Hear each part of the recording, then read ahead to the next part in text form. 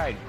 Great piece by my good friend Victor Davis Hanson, Hating Israel Fatigue. Very interesting piece. Let's bring in Victor. There he is from the Hoover, Hoover Institution senior fellow. So I'm reading this, Victor, and let me say at the outset, I've been arguing on the program and in print that in some sense woke 2, AOC style, is even worse than woke 1, because woke 2 has this incredible, virulent, never-ending anti-Semitism, hatred of the Jewish state of Israel, hatred of Jewish people, and you see it in all these socialists, whatever they may be running away from. And you're writing about this, and I'm going to read the opening. Israel dominates the news in the 26 midterm elections, almost always in a boring, fatiguing, negative light. Tens of thousands of innocents may be slaughtered, ethnically cleansed, butchered, and tortured by the world's dictators.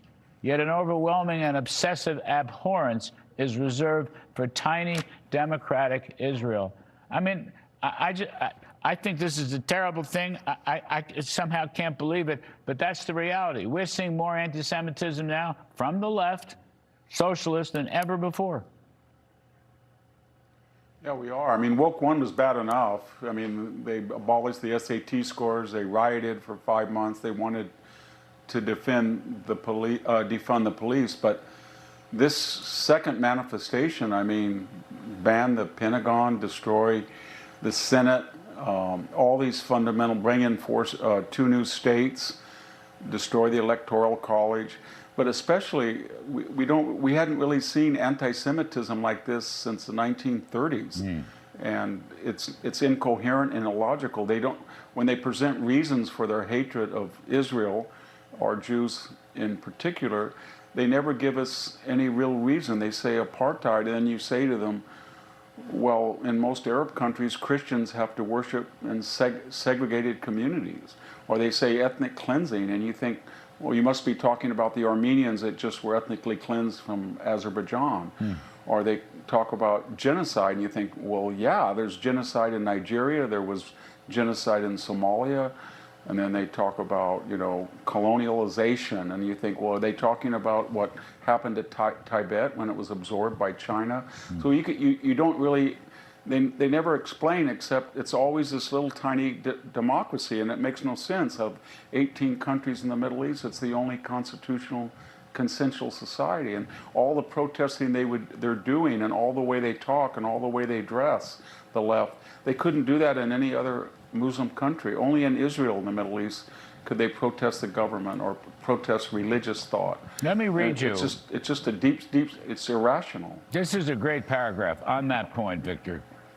Some of Israel's fiercest feminist critics, who wear miniskirts and halter tops, some of the most severe gay opponents, some of its more virulent trans adversaries, would, in all likelihood, be summarily arrested in most Middle Eastern countries if they dared to speak, act, or wear clothes as they do in the West, except, of course, in democratic and free Israel.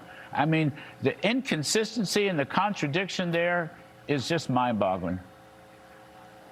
Yeah, and it's only explicable out of this ancient, irrational hatred of Jews. And I think they're especially hateful of Israel because this is not 1950, it's not 1970, it's not a small, recently formed country. This is 2026, and it's a powerhouse. It leads the whole region and maybe the world in many areas of technology and finance and innovation, and it's enormously powerful, well beyond its population, and a lot of it's envy.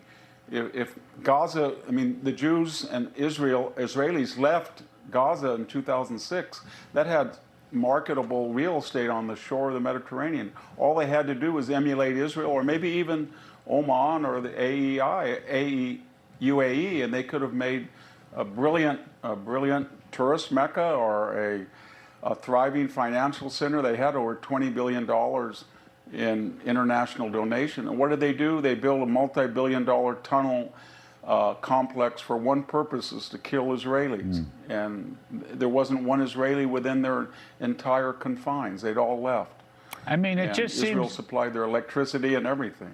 It just seems like this anti-Semitism, which was not really part of Woke One in 2020, okay? It really wasn't there. No. The Green New Deal and DEI and defund the police and open borders, all that nonsense was there. Raise taxes on the wealthy, all that nonsense, but not this kind of anti-Semitism. And now it's here. And I think it animates the far left, Victor. I think you find me a socialist, find me a democratic socialist of America, find me a communist, I'm going to find you virulent anti-Semitism.